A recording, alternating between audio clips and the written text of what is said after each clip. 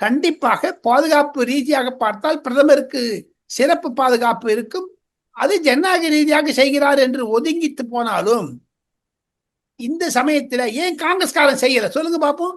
காங்கிரஸ் டிவைடா இருக்குது. செல்வ பெருந்தகையை மாற்றத்துக்காக ஏற்பாடு பண்ணாங்க. பாதி பேர் டெல்லியில உட்கார்ந்துட்டு இருக்காங்க. செல்வ பெருந்தகையை மாற்றி அவங்க காங்கிரஸ் பண்ணல. அதனால முருகன் எடுத்து தூண்டி விடுறாங்க காங்கிரஸ் இது திமுக இருந்து. அவர் பண்ண மாட்டேன். எனினும் பிரதமர் நரேந்திர மோடி அவர்கள் இன்று மாலை தமிழகத்தை டச் டவுன் பண்ணவுடன் முதலமைச்சர் மு க ஸ்டாலினுடைய உடல்நிலை பற்றி அவர் கேட்டு அறிய இருக்கிறார் என்பதைத்தான் பிரதமர் செயலகம் என்னிடம் தெரிவிக்கிறது.